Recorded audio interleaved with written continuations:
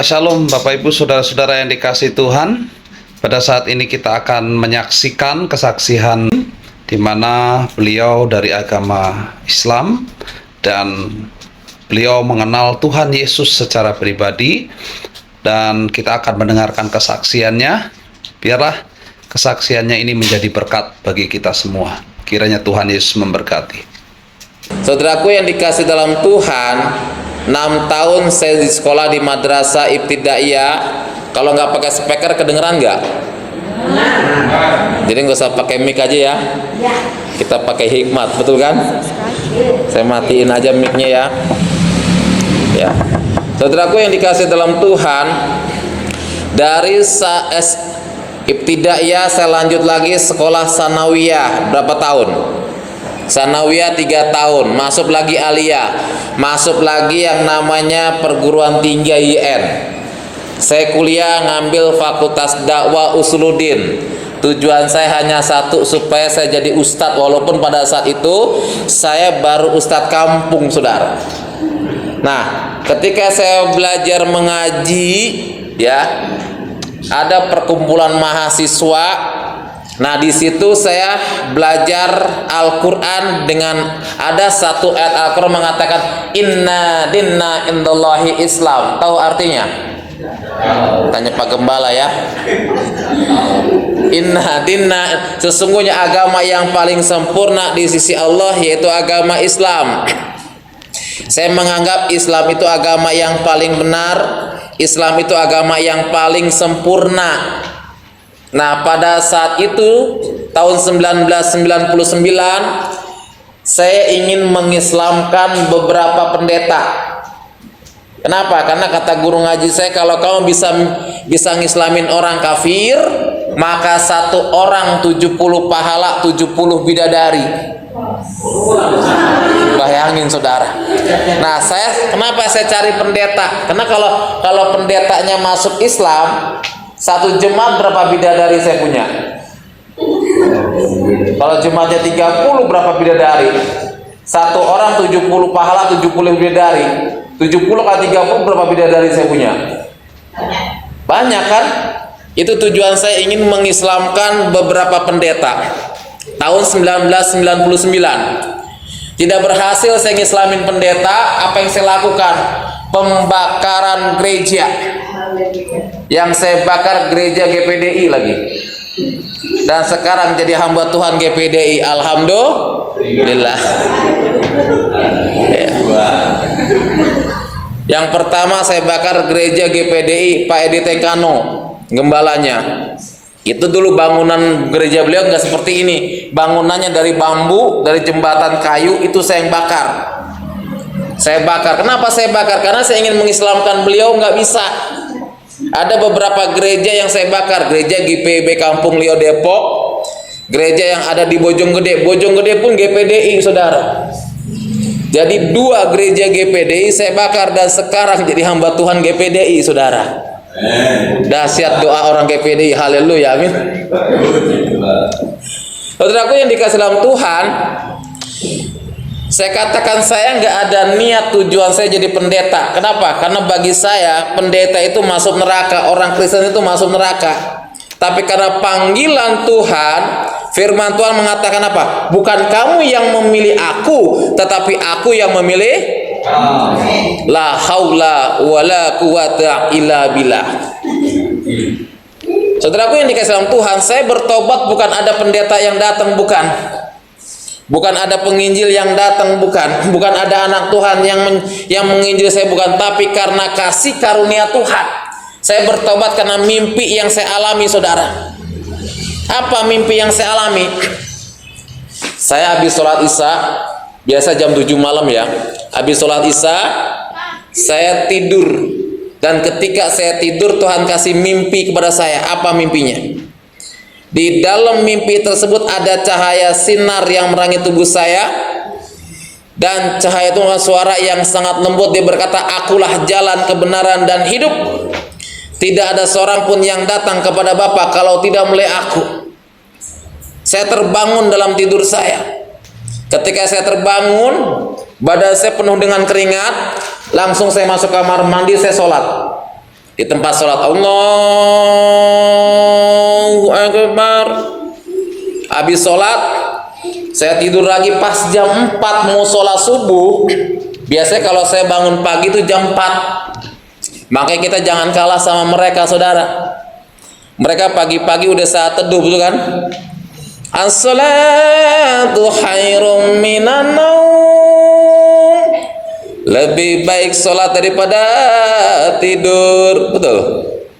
Kalau kita enggak kan? Baik tidur daripada saat teduh, betul gak? Tapi sini mah enggak ada ya. Maksudnya nggak ada yang ngaku ya.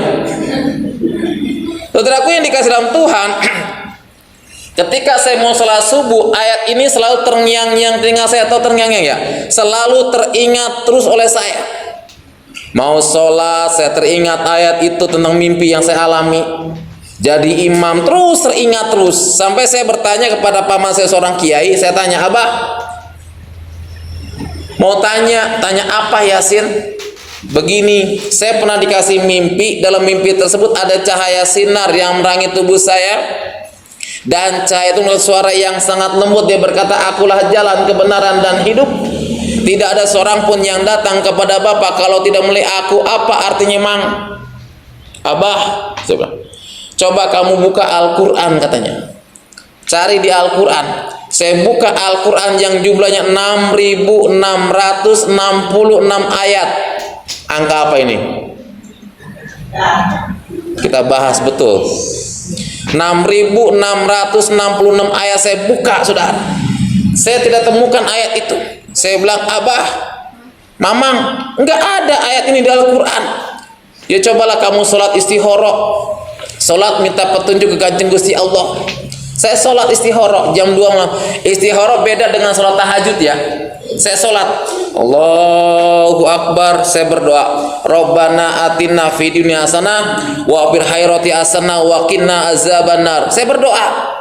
Habis sholat istihara saya tidur, saudara. Tuhan kasih mimpi yang kedua kepada saya. Apa mimpi yang kedua? Di dalam mimpi yang kedua saya bertemu dengan seorang yang wajahnya bersih, berjubah putih, bercahaya, sambil bawa domba dan tongkat. Dengan suara yang sangat lembut dia berkata, hai anakku, jika engkau menemukan ayat itu, engkau harus ikut aku dan pikul salib. Saya bilang, Masya Allah, kok aneh-aneh saya mimpi ini. Saya bilang, yang satu aja belum kejawab, ini kok udah ada lagi. Ya apa? Mimpi ini terjawab nyata dua-duanya oleh saya. Yang pertama, ketika saya mendapat undangan untuk menyampaikan ceramah agama Islam, saya pakai baju gomis, atau baju gomis ya, yang kayak baju Habib, baju gomis, terus pakai peci di sini, pakai udeng-udeng. Udah saya berangkat. Saya bilang sama santri saya, antar Ustadz kemana ceramah. Maaf kata, dulu saya kalau jadi guru agama Islam itu tangan saya pakai minyak wangi terus. Kenapa? Kalau santri cium tangan bolak-balik, saudara. Sekarang jadi pendeta nggak pernah cium tangan bolak-balik. Dulu babi haram sama saya, betul. Tapi sekarang alhamdulillah halal, saudara. Dulu kalau lihat anjing takut dijilat sama anjing haram. Tapi sekarang sebelum anjing jilat, saya duluan jilat dia, saudara. Haleluya. Saudaraku yang dikasih dalam Tuhan, karena saya berangkatlah menyampaikan ceramah agama Islam. Dalam perjalanan, maaf kata saudara, Tuhan izinkan saya ini mules, pengen buang hajat besar. Maaf kata ya, pengen buang hajat besar. Saya bilang sama santri saya, berhenti ini mobil, ayat naon atau poset berhenti. Saya bilang, ayat naon poset berhenti. Saya bilang, cari di rumah penduduk ini yang ada WC. Santri saya turun, ternyata di rumah penduduk itu nggak ada WC, yang ada jamban. Saya bilang, Masya Allah. Saya bilang, kalau maaf kata, kalau saya buang hajat di jamban, kan saya pakai baju gomis, kalau dibuka semua kata arsan dong nantinya. Apa? Saya mesti cari yang namanya kamar mandi ataupun WC. Ada rumah nubager, rumah mewah, itu dilewatin sama santri saya. Saya panggil santri, sini kadia, ayah naon atau posa, sini kadia. Itu ada rumah nubager mewah, masa kamu lewatin? Tadi saya lihat nggak ada, Pak Ustadz. Dan era apa, saudara? Saya mampir ke rumah tersebut, saya ngucapin kalimat Assalamualaikum. Yang punya rumah nggak jawab, saudara. Ini udah mules luar biasa. 3 kali saya ngucapin kalimat assalamualaikum, tetap yang punya rumah nggak jawab. Ini karena udah mules, saya gedor pintu yang punya rumah keluar. Ada apa-apa, gedor-gedor rumah saya, kan ada belnya, tinggal pencet. Saya bilang saya mana ngerti ada belnya. Udahlah saya tutup poin aja Bu, saya bilang izinkan saya numpang buang hajat besar, kalau ibu ada WC. Oh ada Pak, silakan masuk aja Pak. Saya mau buka sepatu, yang punya rumah Pak jangan buka sepatu Pak, rumah saya bukannya masjid. Selesailah saya buang hajat besar, saya pengen pamit kepada yang punya rumah, ingin ngucapin kalimat terima kasih. Ada pembantu lagi ngepel, saya tanya mana ibu yang tadi? Ibu yang tadi di ruangan tengah Pak. Enggak Pak, masuk aja Pak. Enggak, saya pengen ngucapin terima kasih. Saya masuk ke ruangan tengah, ibu itu lagi baca koran. Ketika saya masuk, saya terkejut luar biasa. Kenapa? Karena saya melihat gambar yang ada di rumah itu, gambar yang sedang bawa domba dan tongkat. Saya kaget, Masya Allah. Ini kok gambar yang ada dalam mimpi saya? Kenapa adanya di rumah ini? Saya bilang. Langsung saya tanya, Bu, saya mau tanya sama ibu, ini gambar siapa yang sedang bawa domba dan tongkat? Apa ini saudara ibu? Langsung, Pak, maaf, ini bukan saudara saya, tapi ini melebihi daripada saudara saya. Siapa? Tuhan saya Pak, Tuhan Yesus. Saya bilang, Masya Allah. Kalau gitu saya salah masuk rumah, saya bilang. Kalau tuh ibu orang Kristen Bu, saya nggak jadi buang hajat besar. Langsung yang punya rangkul saya, Pak, Tuhan berkati Bapak, Tuhan pakai Bapak ya. Pakai apanya Tuhan, saya bilang. Langsung saya pulang, saya kontak saya punya rekan Anton Medan. Kenal Anton Medan ya? Dulu kan belum ada handphone, masih zamannya pager atau pager. Handphone juga ada, handphone Motorola yang gede. Jadi kalau nyambit anjing, benjol itu anjing saudara. Dari apa? Saya kontak Pak Anton Medan. Pak Anton, saya nggak jadi ceramah. Kumaha atuh Pak Ustaz? Saya mau pulang. Dalam perjalanan saya berpikir, ya Allah, apa iya yang ada dalam mimpi saya Tuhannya orang Kristen? Amit-amit saya jadi Kristen, saya bilang. Saya nggak ada niat tujuan saya jadi Kristen. Saya bilang amit-amit, tujuan saya hanya satu, mengislamkan pendeta, mengislamkan anak-anak Tuhan. Itu tujuan saya. Saya pulang sampai rumah, saya sholat, ya Allah, jangan kau jadikan saya orang Nasrani, amit-amit Nasrani masuk neraka. Tapi 1 bulan kemudian saudara, habis sholat subuh ada kerinduan ke gereja. Kan bingung saudara, ini menggebu-gebu pengen ke gereja. Ada apa? Saya masih pakai sarung, pakai peci. Saya cari gereja. Gereja yang saya datangi, gereja yang saya bakar saudara. Saya duduk di belakang sekali. Ketika saya duduk di belakang, itu ada lagu yang menyentuh hati saya.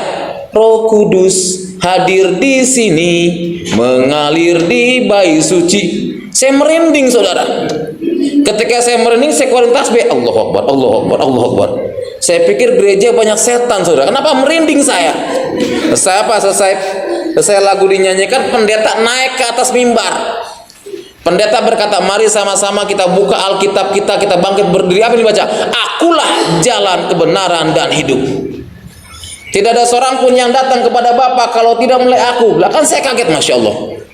Saya bilang, ini pendeta nggak salah baca Alkitab. Saya bilang, ini kan yang dibaca pendeta ayat yang ada dalam mimpi saya. Kenapa dibaca sama pendeta? Saya bilang, yang selama ini saya cari-cari di Al-Quran, saya bulak-balik Al-Quran nggak ada. Kenapa ada di sini? Saya bilang, saya mau pulang, gerbang udah dikunci saudara. Ya terpaksa saya dengerin sampai selesai di khotbah. Saya di khotbah, pendeta berkata, saya mengundang saudara yang pertama kali hadir ke gereja maju ke depan. Waduh. Ya terpaksa ada ibu, ayo Pak, maju Pak, maju Pak. Ya terpaksa saya maju pakai sarung saudara. Saya maju disuruh berlutut, Anda berlutut. Sudah kurang ngajar ini pendeta.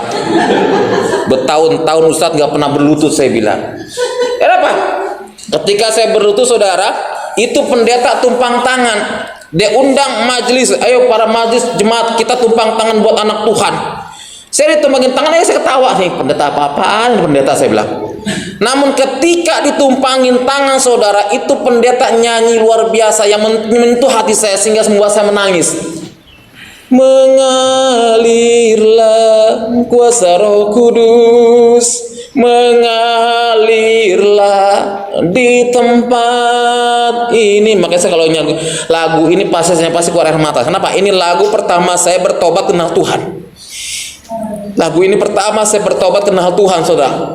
Ketika lagu itu dinyanyikan, saya teringat membakar gereja. Saya teringat ingin mengislamkan pendeta, saudara. Lagu terus dialunkan, saya merinding luar biasa. Seolah-olah terus merinding luar biasa.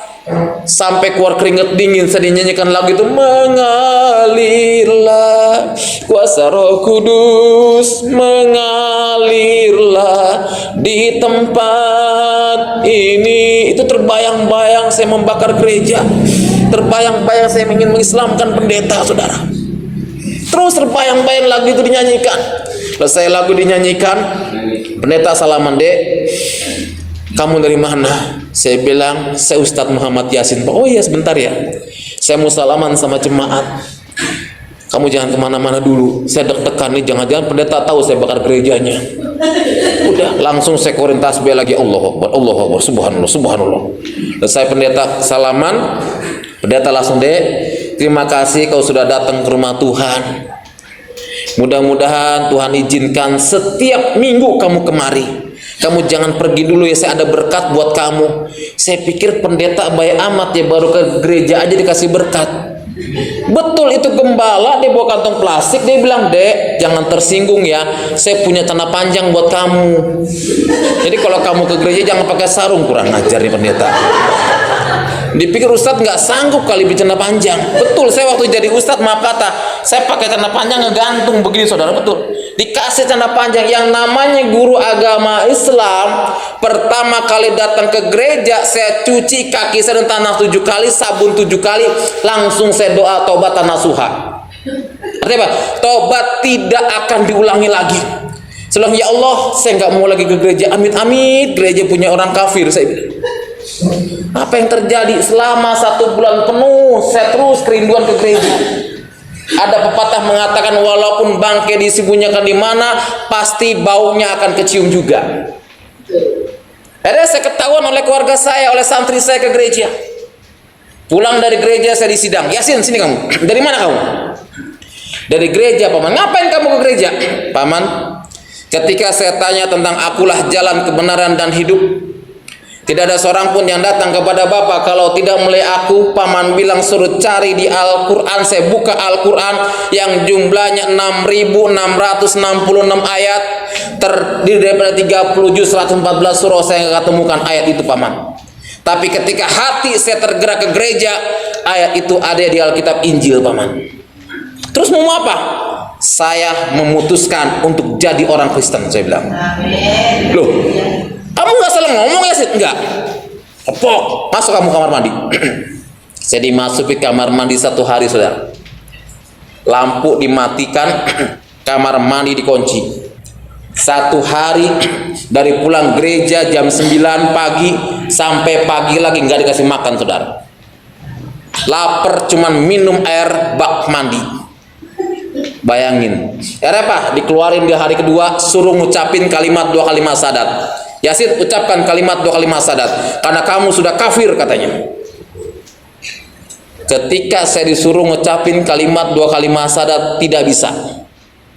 Lidah ini terasa berat, yang keluar hanya kalimat haleluya. "Apa itu?" katanya. Langsung tampar, dan diseret keluar. Dicambuk oleh keluarga saya. Ini bekas cambukannya. Ini dia, saudara. Ini bekas cambukan daripada keluarga saya. Maaf kata, saya punya gigi 2 nih palsu.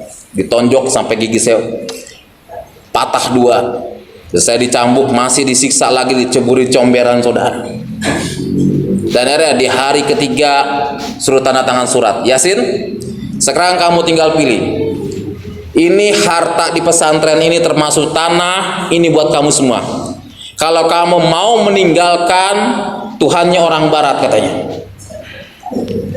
Apa? Langsung surat itu saya sobek. "Paman, sekali saya melangkah, tetap melangkah." Saya sobek. "Keluar kamu. Sudah berani-berani kamu menyobek surat wasiat, keluar." Saya diusir. Sempat jadi seorang gelandangan, tidur dari emperan ke emperan, dari toko ke toko. Bahkan santri saya bilang, "Ustaz sudah gelo." Tahu gelo ya? Bahasa Sundanya gila. "Ustaz sudah gelo, Ustaz sudah gelo." Saya tidur dari emperan ke emperan, dari toko ke toko. Tiap hampir 9 bulan lebih saya menjadi seorang gelandangan, saudara. Dan pada saat itu Tuhan izinkan saya bertemu dengan seorang hamba Tuhan, almarhum Bapak Pendeta saya Serombot. Beliau punya kakak namanya Tante Ella Serombot. Beliau angkat saya pada saat itu Om Kor lagi khotbah di Karangan Pemulung, saya hadir di situ. Tiba-tiba dia menghampiri saya, "Dek, siapa namamu?"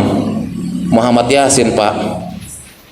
"Tuhan bicara sama saya, kamu ikut saya." Saya bingung, Tuhan bicara sama Bapak, kapan Tuhan ketemunya? Saya bilang, saya kan nggak ngerti. "Kamu ikut saya sebentar ya." Udah, saya ikut dia pakai mobil, saya deg-degan nih, jangan-jangan orang dia jahat sama saya lagi nih.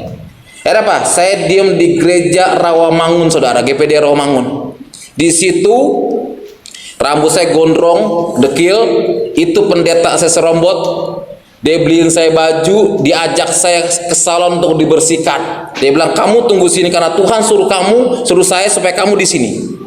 Saya bilang, "Tuhan yang mana?" Saya bilang, "Apa Bapak bicara sama Tuhan?" dalam hati saya. Ya sekarang saya belum mengerti. Udah, saya dipertemukan lagi dengan kakaknya, yaitu Tante Ella Serombot yang sekarang masih ada.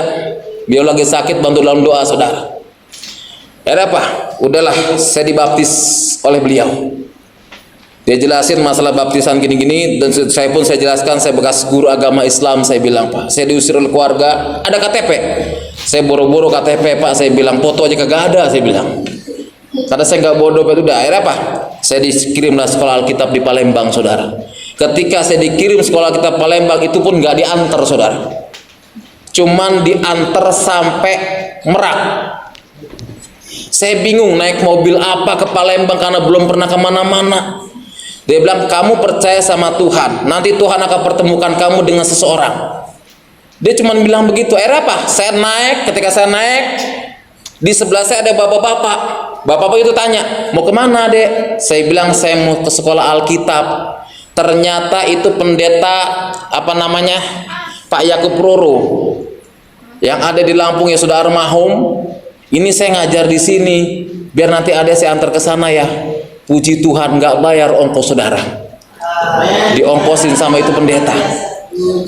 Bayangin, saudara, 150.000 zaman dulu, luar biasa, saudara. Sampailah sekolah Alkitab di Palembang. Saya pikir sekolah Alkitab itu enak, enggak, saudara. Enak, ternyata apa? Digembleng luar biasa. Saya punya teman orang Batak, saudara. Setiap hari Kamis kan makan ayam, saudara, makan daging yang enak-enak lah. Itu kalau saya doa amin, ayam terbang, saudara. Loh, ayam saya kemana? Itu sekolah Alkitab, saudara. Makanya sekolah Alkitab kalau lagi doa ditutupin dagingnya, saudara. supaya jangan terbang. Saya punya teman orang Batak, selalu dekat saya kalau makan. "Kenapa, Yos?" "Kagak tahu kok ayam saya kok tiba-tiba hilang. Roh Kudus yang minta," katanya. "Tuhan tolong." Saya pikir Roh Kudus yang mana baru masuk sekolah Alkitab. Ya sudah, aman aja saya. Makanya maaf kata, kalau sekolah Alkitab bunyi tet aja, itu kalau kita lambat ngambil lauk udah tinggal sayur doang sama nasi, saudara. Itu pun tinggal kuahnya doang. Nah, sampai saya nggak betah. Kenapa? Tiap mau makan lauk habis. Kenapa? Karena saya belakangan. Saya kan nggak ngerti. Kamu kalau bunyi tet langsung lempar langkah 1000, tas lempar langsung ke dapur apa? Kalau kamu lambat, lauk akan hilang, katanya. Betul juga, saudara. Tinggal nasi sama kuah, itu yang saya alamin, saudara. Udah. Apa? Selesai penamatan, Om Kor bilang gini, "Yos, kamu praktek di mana?" "Di Om John Lumenta." Aduh Tuhan, apa praktek itu? Saya bilang, praktek betul. Di Om John Lumenta praktek kerasnya luar biasa. Mau khotbah nggak dikasih khotbah. Padahal hati menggebu-gebu pengen khotbah. Pernah ada tamu berhalangan datang, itu saya udah menggebu-gebu pengen khotbah. "Om, tamu nggak datang." "Ngana belum waktunya khotbah, nanti." Waduh, Tuhan tolong. Itu gemblengan luar biasa. "Jangan, belum waktunya khotbah, nanti biar tante yang khotbah." Saya khotbah di sekolah minggu nggak didengerin, saudara. Khotbah di sekolah minggu. Pas selesai pelayanan, udah, saya kan bersihin kursi, meja, apa. Itu tugas saya. Bilang, "Om, kan dia punya pelayanan di Pedongkelan dulu. Udah selesai, Om, mau pelayanan ke Pedongkelan, Om. Kan Om suruh." Ya sudah, jalan. Saya diam. "Oh, diam? Punya iman kamu?" "Punya iman, Om." "Jalan dengan iman, Tuhan tolong." Suruh jalan dengan iman, saudara. Saya bawa gitar jalan dari Pet Pulomas ke Pedongkelan, keringetan, saudara. Tiba-tiba Om John Lumenta udah duluan. Loh, kok udah nyampe? Iya om, dengan iman jalan pakai sepeda motor, Tuhan tolong. Kau jalan dengan iman, jalan kaki gitu, luar biasa. Saya maaf kata, saya orang yang nggak bisa nyupir, nggak bisa setir mobil dulu. Jadi kalau kemana-mana Om John Lumenta belum pulang, saya jaga pintu. Jadi kalau dia pegel, Yos, biasa, pijitin dia. Kalau dia bilang, belum tidur saya, belum selesai. Itu praktek luar biasa. Saya bilang, Tuhan kok begini amat. Jadi pendeta, saya bilang, praktek musim. Maaf kata, Om John Lumenta tuh keras, saudara. Kadang-kadang diuji saya, dia ambil perjamuan, ditumpahin sedikit, Yos, nganapel. Itu perjamuan jatuh. Udah pakai dasi, pakai baju putih. Saya bilang, Tuhan tolong, jemaat sudah datang banyak ngepel. Haleluya. Itu tapi luar biasa praktek. Haleluya, amin. Iya. Tapi saya sebagai pekerja, saudara, saya punya akal. Kalau sabun saya habis, saya depan Om John doa yang kenceng. Tuhan, sabun hambahmu habis Tuhan. Tinggal Om John, kenapa kau punya sabun mandi habis? Iya, minta sama tante. Haleluya. Makanya pekerja, kalau kau buangmu habis, berdoa depan gembala yang kenceng. Saudaraku yang dikasih dalam Tuhan. Dan akhirnya apa, saudara? Selesai praktek Om John Lumenta, saya memutuskan, Om, saya bilang, saya mau pelayanan, mau keluar. Saya bilang, ya terserah ngana kan belum ada jemaat. Ya, dengan iman Om sudah ajarkan saya banyak belajar di tempat ini. Om bilang saya belajar dengan iman. Saya percaya Om, Tuhan akan kirim jemaat buat. Mau kemana kamu? Setelah kaki melangkah Om. Kalau kamu belum ada jemaat, datang lagi ke Om ya. Saya doa di Taman Getsemani, minta jodoh, saudara. Tuhan berikan hambamu tulang rusuk. Tuhan kasih. Dipertemukan dengan seorang penyanyi qosidahan. Bayangin, saudara. Istri saya punya mertua Makata Muslim, yang laki sudah meninggal, yang perempuan. Jadi kalau malam Jumat itu tidak boleh ada aktivitas. Kenapa? Karena di rumah pengajian. Kalau hari Minggu dipakai kebaktian. Haleluya, amin. Coba tolong tampilkan foto-foto saya. Saya pelayanan ke masjid-masjid, saudara. Saya pelayanan ke pondok-pondok pesantren. Puji Tuhan, udah banyak ratusan ustadz yang saya baptis, saudara. Tepuk tangan buat Tuhan Yesus, saudara. Kalau bisa ditampilkan saya punya foto, bisa ya? Saya pelayanan ke gerakan bawah tanah. Saya gabung di KP4, saudara, melalui tim Ibsama. Ibsama ini filenya Yosua, ada ya? Ada beberapa ustadz yang saya baptis, ada beberapa ustadz yang saya layani. Sampai sekarang ustadz itu masih aktivitasnya sebagai guru ngaji, tapi hatinya tiap minggu dia ke gereja. Haleluya, amin. Ya, saudaraku yang dikasih dalam Tuhan. Dan apa, saudara? Tuhan izinkan tahun 2007 saya menikah dengan anak seorang ustadz. Tantangan saya pun besar. Waktu saya menikah dengan anak seorang ustadz, dia tanya, kerjaanmu apa? Saya bilang saya peltu. Wow, dia bangga, dipikir polisi. Padahal peltu pelayan Tuhan, saudara. Ditanya tugasnya di mana aja? Tugas saya di mana-mana. Kalau dipanggil di mana itu tugas saya bilang. Memang begitu peltu, katanya. Wah, dipikir polisi. Saya bilang langsung, Pak, saya ini pendeta. Saya bilang, hah, pendeta? Enggak boleh anak saya nikah sama pendeta. Ya sudah, 1 bulan kami nggak ketemu. Akhirnya apa? Ketemu lagi lah kami, saudara. Di salah satu seminar ketemu. Saya bilang, saya datang, saya pacaran sama dia. Saya bilang sama orang tuanya, Pak, saya suka sama anak Bapak, saya mau melamar anak Bapak. Oke? Kalau kamu suka dengan anak saya, ada syarat yang harus kamu lakukan. Apa? Baca Al-Quran. Kecil, saya bilang. Lamaran baca Quran kecil, saya bilang. Ada apa? Saya dipanggil, ya, saya dipanggil, disuruh baca Al-Quran. Apa syarat baca Al-Quran? Yang pertama syaratnya Islam. Kalau saya Kristen, Pak. Ya udah, sekarang ucapkan 2 kalimat syahadat. Langsung asyhadu alla Isa Rasulullah. Kok Isa? Ya kan saya anak Nabi Isa, Pak. Sebab kalau saya bilang Muhammad Rasulullah, saat itu apa yang terjadi? Diislamkan kembali saya, betul kan? Ya. Saya bilang asyhadu alla Isa Rasulullah. bahwa Isa itu anak Allah dan saya mengimani dia Isa sebagai Tuhan. Salah gak saya, Pak? Kecuali saya Islam, baru saya ngucapin kalimat 2 kalimat syahadat, saya bilang, oh iya juga, baca Al-Quran. Surat Al-Baqarah yang pertama, Alif Lam Mim. Baca Yasin 83 ayat, Pak. Yasin wal Qur'anil Hakim. Loh, kok kamu hafal ya? Hafal, Pak. Ya sudah, besok panggil orang tuamu ke sini. Waduh, orang tua dari mana? Saya bilang. Saya telepon Tante Eros Rombot. Tante, saya ini ada jodoh. Saya pengen ngelamar perempuan, tolong kirim. Kalau tante bisa datang, kalau ibu bisa datang, tolong ibu datang. Aduh, ibu nggak bisa datang ya. Ibu kirim aja lah orang. Ternyata dikirim pekerja, saudara. Pekerja yang umurnya masih muda. Disuruh menjadi. Dan ini foto keluarga saya. Ini keluarga saya. Keluarga saya semuanya muslim dan ini baju putih anak saya. Anak saya dan ini kakak saya yang setiap tahun memberangkatkan haji.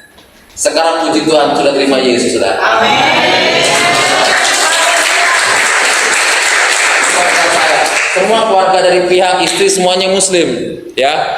Jadi keluarga dari istri itu ada 2 yang sudah terima Yesus, sudah. Ada 2 keluarga, ya, ada 2 keluarga. Tapi mereka tetap kalau Lebaran pakai jilbab. Tapi sekarang mereka udah nggak lagi ke masjid. Sekarang mereka haleluya. Wah. Nah, terus ini kami pelayanan di Pak Martin, Panti Asuhan. Terus, ya. Nah, ini Natal antara Islam dan Kristen. Setiap tahun saya mengadakan Natal Islam dan Kristen. Awalnya kenapa saya bisa Natal seperti ini? Awalnya, terus jangan dikipinnya dulu ya. Awalnya gini, ini gereja GPDI, ya, tempat Bapak rohani saya Pendeta Sebulun. Tidak ada yang mampu pelayanan di sini. Kenapa? Karena orang-orang Islam itu jahil, jahat. Saya lagi doa, sepeda motor bannya hilang, saudara. Lagi doa, sepeda motor saya hilang. Sampai anak saya, Pak, sepeda motor Bapak bannya nggak ada. Udah, kita pulang pakai apa, nak? Saya berdoa di situ, jahatnya luar biasa orang-orang sini. Nah, suatu ketika tahun 2013, saudara, kampung ini kekeringan sama sekali. Padahal itu bulan November, mau masuk bulan Desember. Kekeringan air sama sekali, nggak ada, kering kemarau. Tapi sumur gereja nggak kering, saudara. Amin. Sumur gereja nggak kering. Tiba-tiba nih Ustadz ini tanya sama saya, Pak, kok gereja kok nggak kekeringan air? Boleh gak saya ambil sembahyang 1 ember aja, Pak? Oh silakan, saya bilang. Dia ambil 1 ember, saudara. Dia bawa ke musola. Tiba-tiba orang musola datang ke saya. Saya takut diserbu kan? Ternyata orang musola minta air. Loh, minta air. Saya lagi dekorasi acara buat Natal. Karena Natal masih 2 minggu lagi, saya pikirkan. Dekorasi lah, Pak Pendeta mau ngapain? Ini buat ulang tahun, saya bilang. Ulang tahun Pak Pendeta. Saya tulis kelahiran Yesus. Loh, kok nama Bapak Yesus? Ya nama saya Yosua, Pak. Bapak mau ulang tahun? Iya, Natal nanti, Pak. Boleh kami datang, Pak? Oh silakan. Saya pikir cuma 1 ustadz yang datang, saudara. Ternyata pas tanggal 20 Desember kami mengadakan Natal. Saya cuma hanya jemaat Tuhan, karena jemaat saya cuma 20 orang. Saya pikir yang datang 1 ustaz, ternyata apa? 1 masjid datang Natal, saudara. 1 masjid, saudara. Ikut Natal, diumumin bahwa besok di gereja GPDI Pak Yosua ada Natal. Ayo kita 1 masjid Natal gara-gara air sumur gereja nggak kering.